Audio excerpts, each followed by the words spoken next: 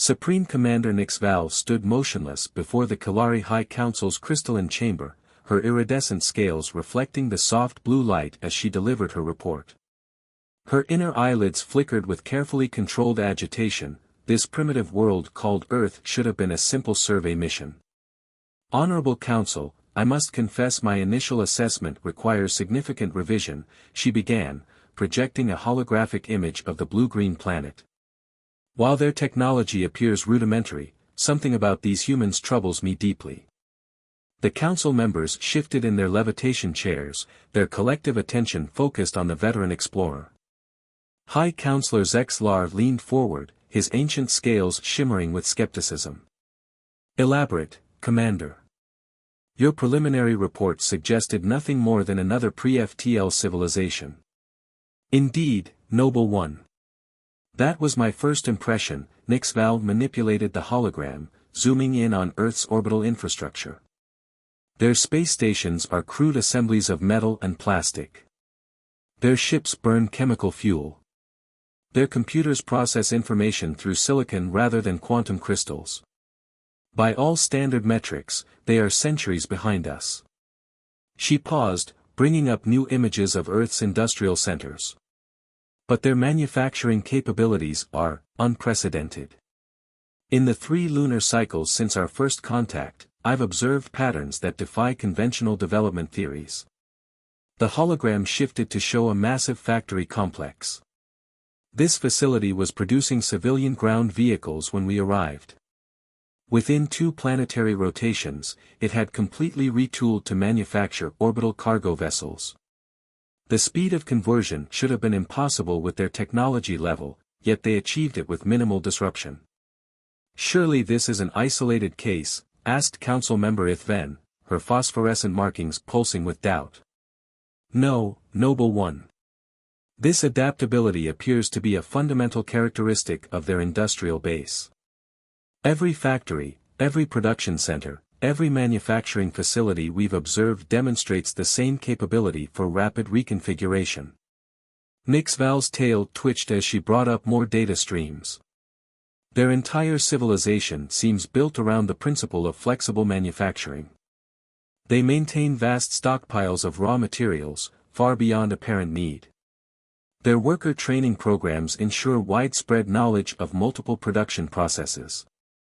Even their smallest factories can quickly switch between wildly different products. High Counselor Zexlar's scales darkened to a deep purple of concern. You believe they are preparing for war? Not exactly, Noble One. I believe they have built their entire civilization to be ready for anything. Every factory is a potential weapons plant. Every shipyard could construct warships. Every industrial worker could become a military manufacturer.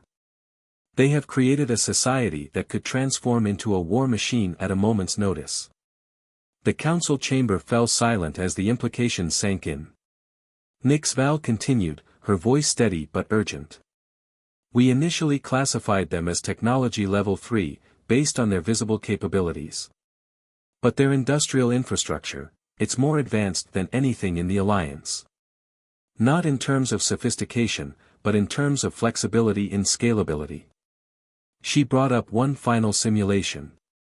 Our models suggest that if pushed to full military production, they could match our entire alliance's output within 6 lunar cycles.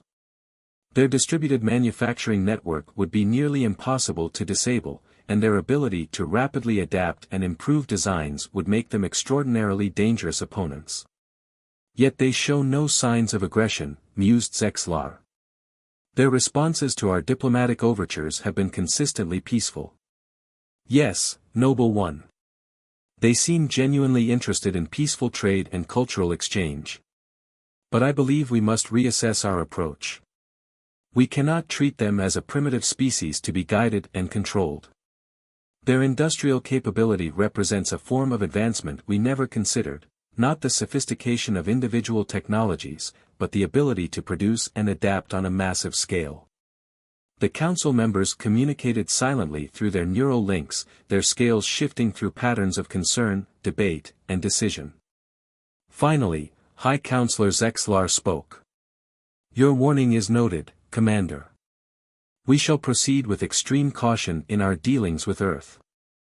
Continue your observation mission, but with enhanced resources. We must understand these humans better before we proceed further. As Nix Val left the chamber, she couldn't shake the feeling that the Council still didn't fully grasp what they were dealing with. The humans' apparent technological simplicity was deceptive. They had created something far more valuable than advanced gadgets. They had built a civilization that could remake itself at will, and that capability made them far more formidable than any mere technological advantage. In her quarters that night, she reviewed more surveillance footage of Earth's factories, watching in amazement as production lines smoothly transitioned between different products. The humans called it flexible manufacturing, but to her, it looked more like industrial shape-shifting, a capability that could transform a peaceful economy into the galaxy's largest arms manufacturer with frightening speed.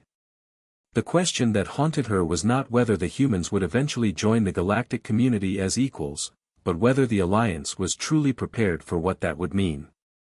Chief Industrial Analyst Kira Vendex moved silently through Earth's largest manufacturing complex in what humans called Detroit, her adaptive camouflage rendering her nearly invisible. As the Alliance's foremost expert on production systems, she had been dispatched to verify Commander Nixval's disturbing reports about human manufacturing capabilities. The facility sprawled for kilometers, a maze of assembly lines, robotic systems, and material handling equipment. On the surface, it appeared primitive compared to Alliance automated factories. But as she watched the humans at work, she began to understand what had alarmed Nixval. A young human engineer was programming a manufacturing robot, and Kira's neural implants translated the computer interface. Instead of the specialized, single-purpose systems used in Alliance factories, this robot could be rapidly reconfigured for multiple tasks. The human finished the programming, and Kira watched in amazement as the robot seamlessly switched from welding vehicle frames to assembling complex propulsion components. "Jake, we need to switch Line 7 to satellite parts," called out another human. The orbital station contract got pushed up. "No problem," the engineer responded. "Give me 20 minutes to upload the new configurations. We've got the material stocks ready." Kira's scales rippled with disbelief. In an Alliance factory, such a transition would take days of retooling and calibration. Here, it was treated as routine. She accessed her quantum computer, running analyses of the facility's capabilities. The results were staggering. This single complex could be converted to produce military vessels within 48 hours. The stockpiles of materials, the adaptable machinery, the cross-trained workforce, everything was designed for rapid transition between civilian and military production. Moving to another section, she observed the human education system in action. A group of young workers was being trained on the factory systems. But unlike Alliance specialists who learned single tasks, these humans were taught to understand and operate multiple types of equipment. "Remember," the instructor was saying, "the principles are the same whether you're building cars, satellites, or ships. It's all about understanding the production flow and being able to adapt to different requirements."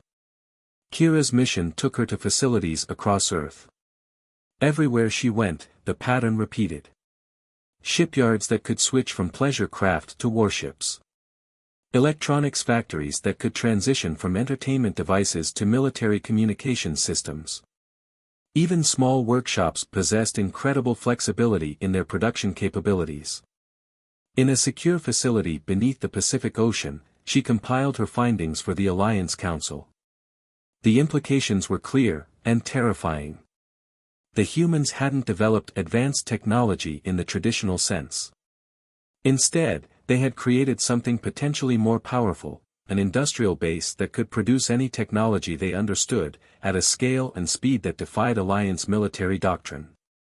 Her terminal chimed with new data.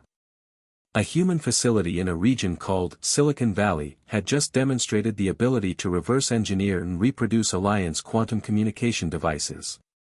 The quality wasn't quite equal to Alliance standards, but the speed of adaptation was unprecedented. Computer, analyze time to full reproduction capability, she commanded. Estimated 3 months to achieve 90% functionality at current learning rate, the AI responded. Mass production capability within 6 months. Kira's scales shifted to deep violet, the color of extreme concern. The Alliance had severely misunderstood the human approach to technological advancement. While Alliance civilization focused on developing increasingly sophisticated technologies, humans had optimized for flexibility and scalability. An alert flashed across her screen. Another human facility had just converted its production lines, this time from agricultural equipment to spacecraft components. The change had taken less than 6 hours. She added it to her growing database of similar incidents, each one reinforcing the pattern. In her final report, she wrote, "The humans' greatest achievement is not any single technology, but rather their creation of an industrial system that can rapidly adapt to produce any technology they can understand." Their apparent technological backwardness conceals a manufacturing capability that could, if properly motivated, outproduce the entire Alliance in matters of months rather than years. She hesitated before adding the final paragraph, "Most concerning is their distributed approach to production. Unlike our centralized manufacturing hubs, Earth's industrial capacity is spread across thousands of facilities. This makes their production network virtually impossible to disable through conventional military means. In the event of conflict, they could sustain military production despite significant losses."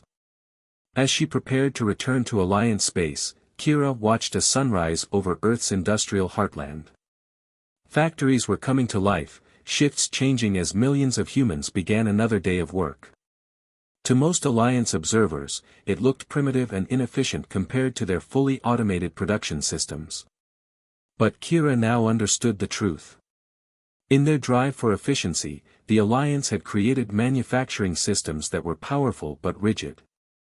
The humans, facing resource limitations and constant conflicts throughout their history, had instead optimized for adaptability and resilience.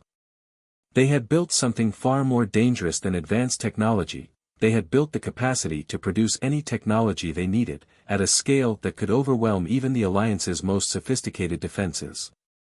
The question was no longer whether the humans were technologically primitive. The question was whether the Alliance could adapt to a species that had mastered the art of industrial metamorphosis. Trade Ambassador Lex Thorne's scales flickered with irritation as he reviewed the latest demands from the Alliance Council. The directive was clear: restrict human access to advanced technology while increasing resource extraction quotas. A strategy that he knew was dangerously misguided. "With respect, Honorable Council," he transmitted through his quantum communicator, "increasing pressure on the humans while restricting their development could provoke an unpredictable response." The Council's reply was immediate and dismissive. "The humans are centuries behind us technologically. They have no choice but to comply."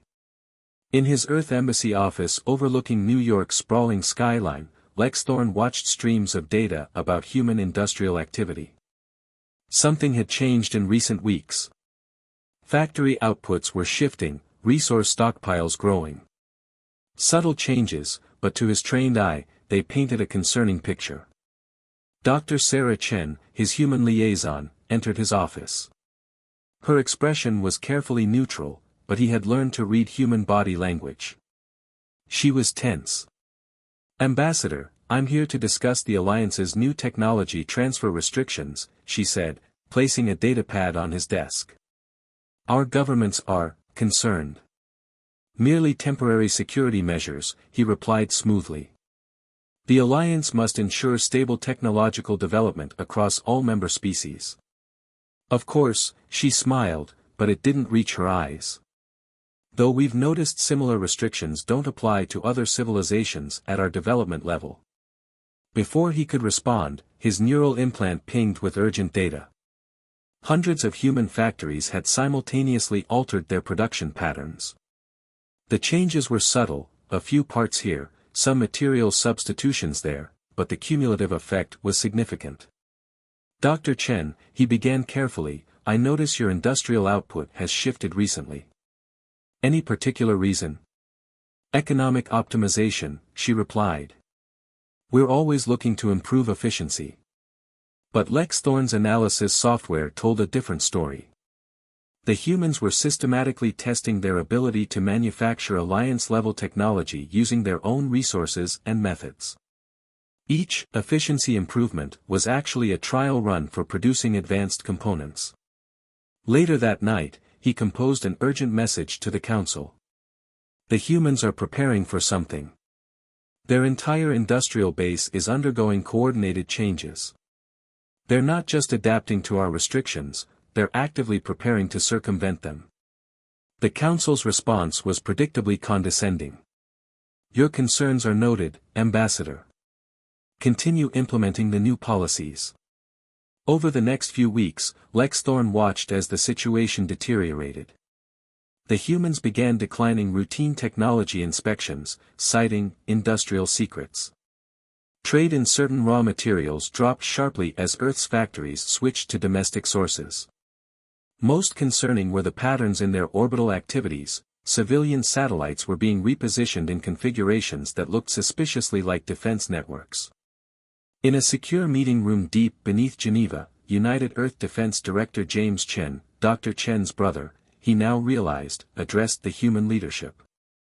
The Alliance believes their technological superiority makes them invulnerable. Chen's words reached Lex Thorne through carefully placed surveillance devices. But while they've been restricting our access to their technology, we've been building something far more valuable, the capacity to produce our own. Holographic displays showed Earth's transformed industrial network. Thousands of factories, each capable of rapidly switching production to military equipment. Stockpiles of strategic materials discreetly accumulated. Workers trained in multiple manufacturing disciplines, ready to shift from civilian to military production. We didn't build better weapons, Chen continued. We built better factories. Factories that can build anything we need, as fast as we need it. The Alliance thinks they're dealing with a primitive species. Let them keep thinking that, right until the moment we show them what human industry can really do. Lex Thorne's scales paled as he reviewed the surveillance data. The humans hadn't been simply adapting to Alliance restrictions, they had been preparing for this moment all along.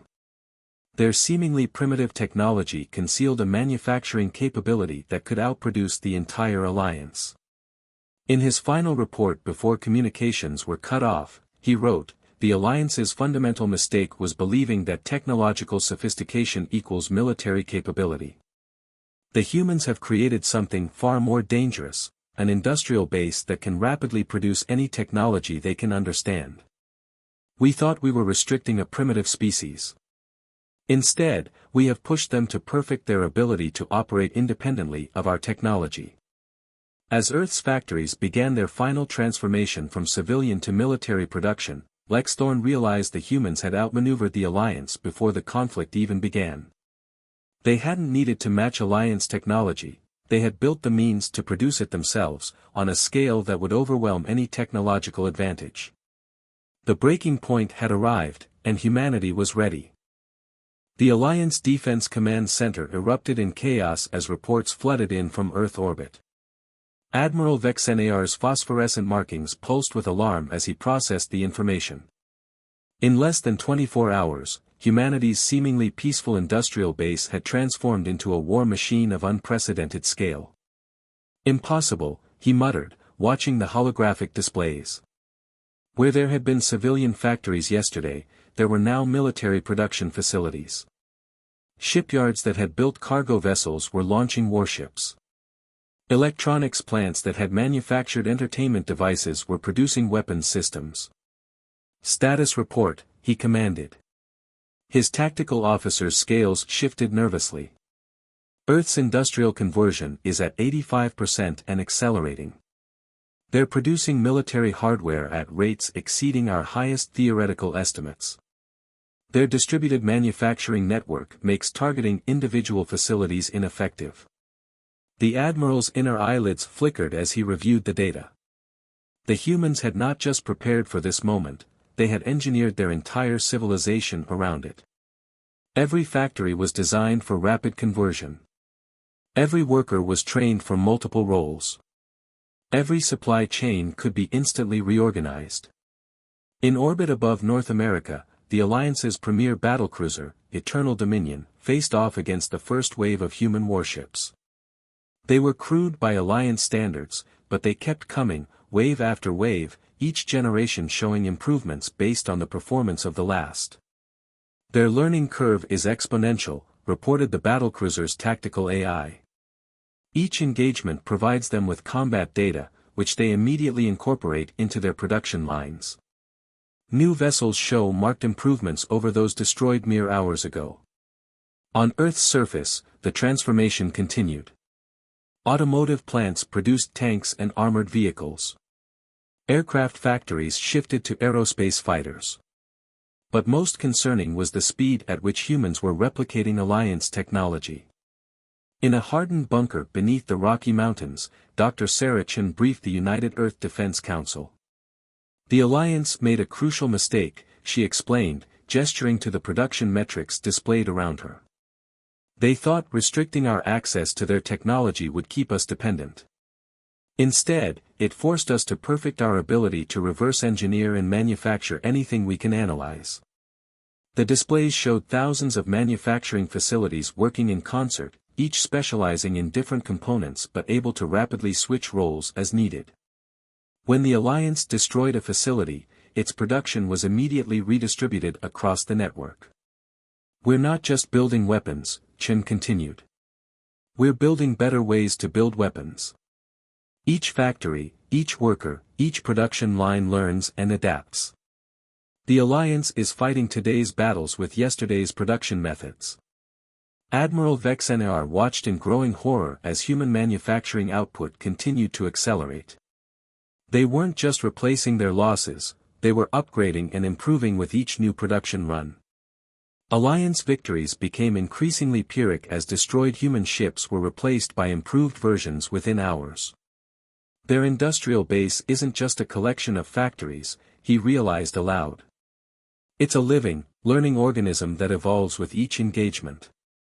In orbit, the Eternal Dominion found itself surrounded by the fourth generation of human warships. These vessels showed none of the crude design elements of their predecessors. They had learned, adapted, and improved. The humans hadn't needed centuries to catch up to Alliance technology, they just needed enough examples to analyze and the industrial base to reproduce them. All Alliance vessels, full retreat, Vexenar commanded. We cannot match their production capacity. Every ship we lose weakens us permanently. Every ship they lose makes them stronger. As Alliance forces withdrew from Earth orbit, they witnessed humanity's industrial might in full display. Orbital shipyards that had been assembling communications satellites days ago were now producing warships incorporating Alliance technology. Ground-based factories were manufacturing advanced weapons systems that matched Alliance specifications. In his final report to the High Council, Admiral Vexenar wrote, "We fundamentally misunderstood the nature of human advancement. We saw their mechanical technology and assumed primitiveness. We failed to recognize that they had developed something far more powerful, the ability to adapt and scale production of any technology they encounter. They don't need to invent new technologies. They simply need to see them once, and their industrial base can reproduce them in quantities we cannot match." The industrial revolution that humanity had unleashed would forever change the balance of power in the galaxy. They had proven that the ability to produce and adapt was more valuable than technological sophistication alone. The age of human industry had begun, and the galaxy would never be the same. The crystalline spires of the Alliance capital glittered in the light of three suns as Supreme Chancellor Zexlar prepared to address the emergency session of the Galactic Council. One cycle had passed since humanity's industrial might had forced the Alliance military to withdraw from Earth space. "Honorable Council," he began, his scales shifting in complex patterns of concern and determination, "we face a fundamental choice.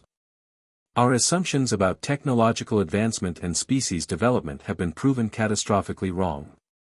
The Council chamber's holographic displays showed Earth's transformed industrial base.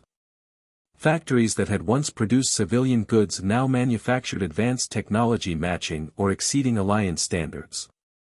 Shipyards launched vessels incorporating innovations that Alliance engineers were still struggling to understand.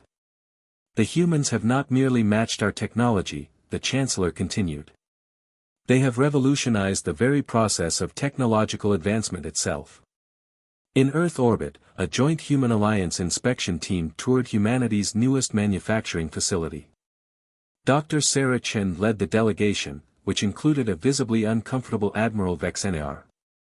Our strength isn't in individual technologies, Chen explained, gesturing to the facility's adaptive production lines. It's in our ability to understand, improve, and mass-produce any technology we encounter. We don't need centuries of research and development.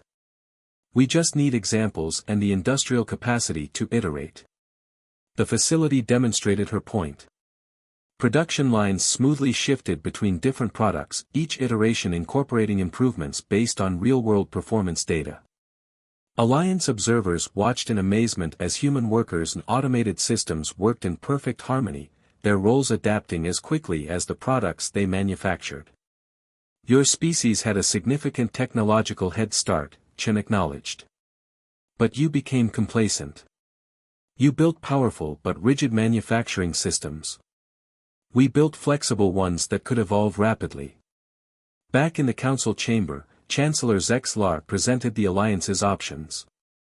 We can continue viewing humanity as a threat, leading to an arms race we cannot win. Their industrial base grows more powerful with each passing day. Every technology we develop, they can quickly replicate and improve upon. He paused, his scales shifting to more hopeful colors. Or we can recognize that humanity's greatest innovation isn't their weapons or ships, it's their approach to industrial development itself. They have offered to share this knowledge, to teach us how to make our own manufacturing bases more adaptive and resilient. The council chamber erupted in debate. Traditional Alliance doctrine held that advanced species should guide and control developing ones.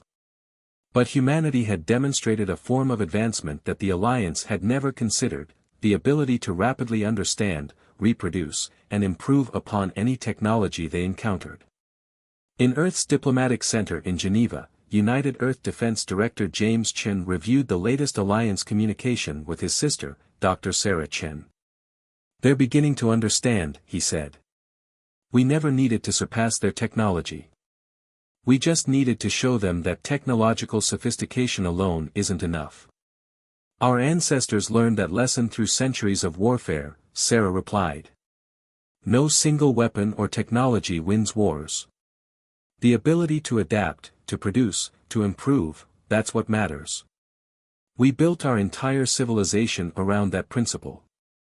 The Alliance Council's decision came 3 days later. They would accept humanity as full equals in the galactic community.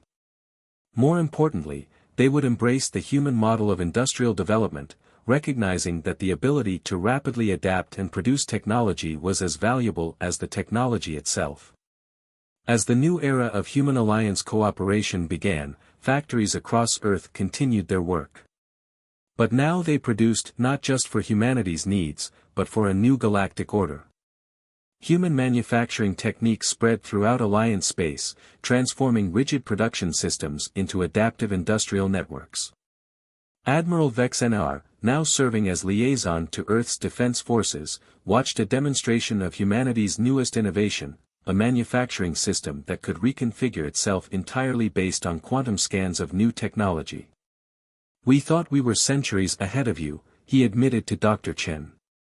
Instead, you had developed something we never even considered, the ability to turn understanding into production at unprecedented speed and scale. That's always been humanity's greatest strength, she replied. Not the technologies we create, but our ability to learn, adapt, and build. We don't need to be the most advanced species in the galaxy. We just need to be the most adaptable. As night fell over Earth's industrial centers, the factories continued their endless work. But now they produced not for war, but for a new future, one where humanity's gift for industrial innovation would help transform the galaxy itself. The age of rigid technological hierarchies was over. The era of adaptive industrial development had begun, and humanity would lead the way into this new frontier. In the end, humanity had proven that true advancement wasn't measured by the sophistication of one's technology, but by the ability to understand, reproduce, and improve upon any technology encountered. It was a lesson that would reshape the galaxy for generations to come.